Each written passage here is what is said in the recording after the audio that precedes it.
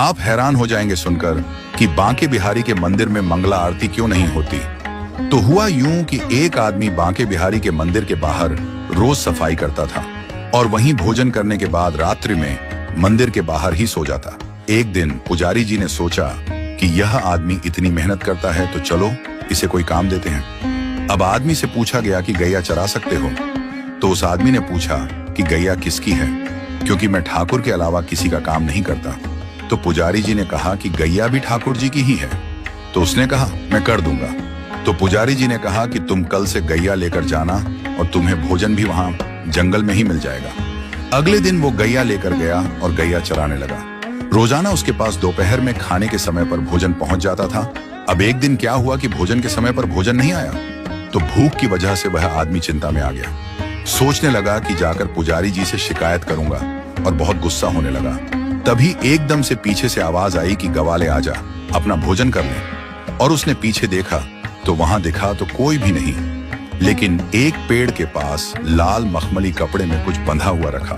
वह गवाला वहां गया और जाकर देखा कि वहां तो भोजन रखा हुआ है। उसने उस कपड़े को खोला तो देखा कि 56 भोग तरह तरह का भोजन उस मखमली कपड़े में रखा हुआ था। तो गवाले ने सोचा कि आज भोजन बहुत ज्यादा बना है, तो बनाने में थोड़ा समय लग गया होगा, इसलिए देरी हो गई।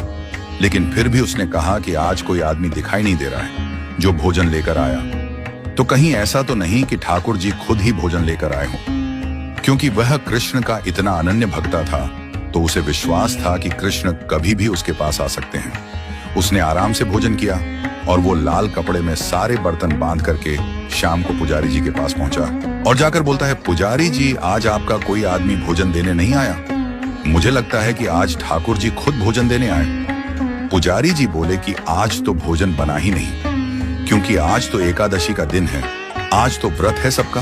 और पुजारी जी ने देखा उसके हाथ में लाल मखमली कपड़े में जो बर्तन है वो वही बर्तन है जिसमें रोज ठाकुर जी का भोग लगता है। तो पुजारी जी ने पूछा कि कोई भी तुम्हें भोजन देने नहीं आया? आदमी बोला नहीं, मुझे तो एक आवाज आई थी, ग्वाले भोजन कर ले। पुजारी जी को पता चल गया कि आज ठाकुर जी स्वयं इसके लिए भोजन लेकर गए। तो पुजारी जी ने सोचा कि ठाकुर जी का इतना अनन्य भक्त है तो इसको मंदिर से दूर नहीं भेजना चाहिए। तो पुजारी जी ने कहा कि आज से तुम्हारी ड्यूटी मंदिर में ही है, यहीं रात को चौकीदारी करो, मंदिर का ध्यान रखो।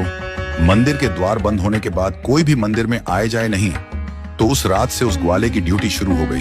वो मंदिर की चौकीदारी कर रहा था, तभी आधी रात को स्वयं बांके बिहारी बाहर आए और चौकीदार से बोले कि मुझे जाने दो। उस ग्वाले ने ठाकुर को रोक लिया। तो ठाकुर जी ने पूछा